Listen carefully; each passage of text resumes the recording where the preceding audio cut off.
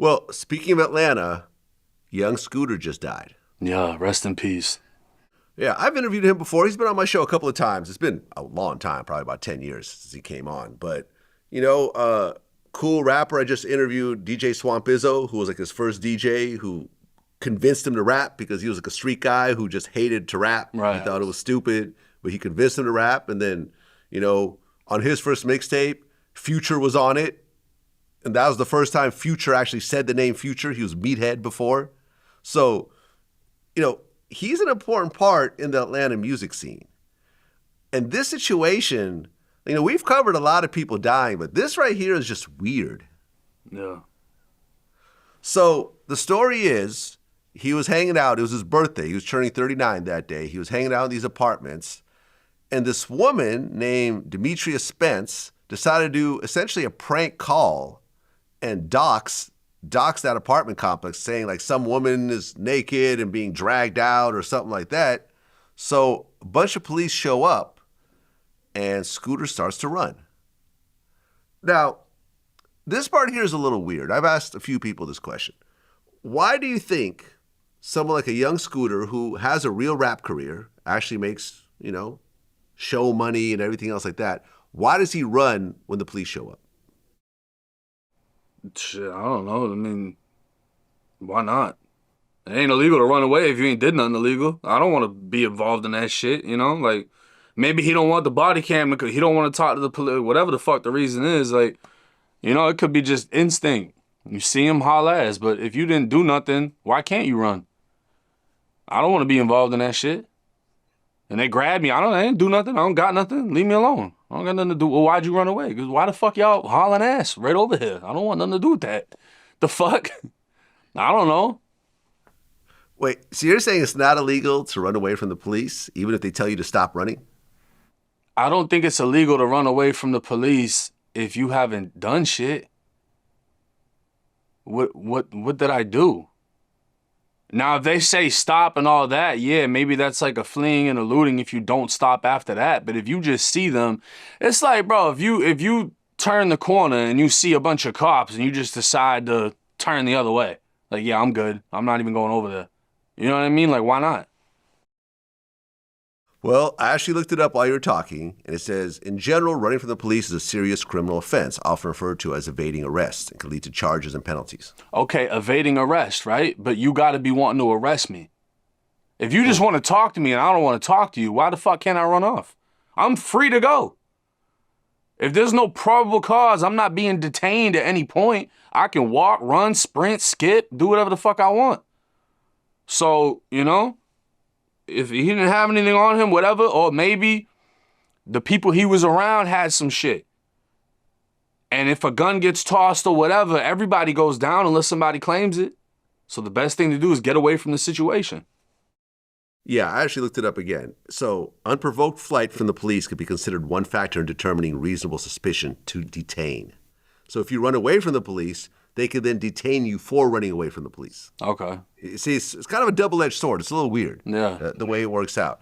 Look, let's just say in the middle of this interview, someone tells you, yo, the police are outside, there's 3 cop cars. Would you run right now? I mean, I'd probably not want to be involved with that shit because I'm going to start thinking of shit that I did in the past and I'm going to ask if there's a back way out of the studio, like, I don't know. I don't want nothing to fucking do with that. I'm going to try to avoid that situation as best as I can because I know this for a fact. If I seen all 3 of their ass walk up to this door right here, my heart gonna drop. I haven't done shit right now. I don't got nothing on me right now, but I'm still gonna be like, what the fuck did I do? That's just instinct, bro. Like, I done been through that situation. I've never seen them and had a good experience. So it's like, you're not gonna see them and be like, oh yeah, they're just coming by to say hi. Yeah, I guess if the police showed up to my studio right now, I would not run. I don't have nothing illegal on me. I don't have any warrants. Like, I'm not doing anything illegal. I think I'd rather hear what they have to say than run and have other repercussions from the running. That's all I'm saying. But Scooter did decide to run, and in the process of running, he, I guess, tried to hop the fence, and in the process, like really badly broke his leg and bled out and died. So he cut an artery. Yeah. Yeah. And it's interesting because I went on Twitter and I said, yo, this whole, I've never heard of someone dying from jumping the fence. This sounds suspicious. And a bunch of people were like, yo, I'm a paramedic. This happens more often than you think. Like if you like, something close to your femur, like that's a huge artery. Like you cut that and that's it. A couple of minutes later, you're dead. Well, yeah, people also think you don't die from leg shots and you got arteries in your thighs. So it just depends on what gets cut, but it's really like a fucking freak accident. And I think what really got a lot of attention was the fact that everybody assumed he got shot by the police. And then apparently there's been a private autopsy where the private autopsy is saying he was shot. And I think Doug and Future try to confirm that. But the public autopsy that was done by, Atlanta or wherever this was at, they said that he wasn't shot. Yeah. So Swamp Izzo was here the other day, right? And that's, like I said, super close to young Scooter, his mom, everything. Right. He showed up to the hospital and he said that Scooter's mom told him he got shot. But then, and I'm like, oh, well, who told her? He said the doctor told her that he got shot, and she told Izzo, right? But then later on, they said, no, it was an accident from jumping the fence. And the official autopsy said it was an accident from the fence. There was no shooting. Young Thug, went on Twitter once again saying, oh, he got shot. Once again, stay off Twitter, Young Thug, right now. Seriously, this is not a good idea with you being on probation. I don't know, though. Like, how can you have an official autopsy and say it was an injury from a fence, but it was really a shooting? Like, your job is to do autopsies. It's not even a similar injury. Right. So what do you think really happened? Well, I'll say this, right? When police shoot people, they shoot people a lot. It's usually not just one shot and it hits them in the leg and they stop shooting. So, I think if he was shot, it would have been multiple shots. And then maybe they just assumed wrong in the hospital. The wrong word got out first and then it was cleared up later. Because a gunshot, like you said, a gunshot and a slash are going to be two different types of wounds, two different types of characteristics. It's not going to be that hard to determine what it is. Well, the woman who actually made the phone call, 31-year-old Demetria Spence, I guess she was on Baddies at one point.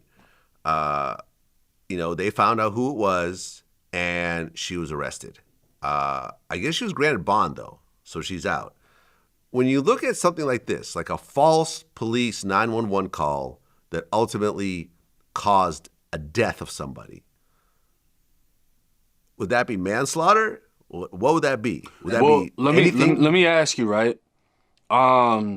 Is it a misdemeanor or a felony to create a false police report in the state of Georgia? Let's look it up. In Georgia, making a false police report is a misdemeanor, punishable by up to 1 year in jail or fine up to $1,000 or both. Slap on the wrist. So, unless you get the year, you may get the full year in a situation like this. Right. Because you have certain laws such as felony murder. And felony murder is, let's say me and you go rob a bank, the cops shoot at us, they kill you. Because I survived and me and you committed the crime, I get charged with your murder because the actions we did resulted in death. Now for her, I don't necessarily see how it's manslaughter. I would think it would somehow more so fall under the lines of felony murder. I don't know if doxing would be a felony or whatever it is, but she called in a report of a serious crime, which resulted in death.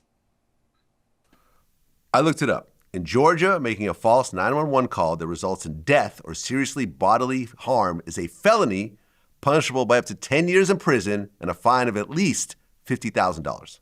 Okay. Yeah, she might get 10 years over this. I don't think she'll get the max if the max is 10. I'm sorry? I don't think she'll get the max if the max is 10.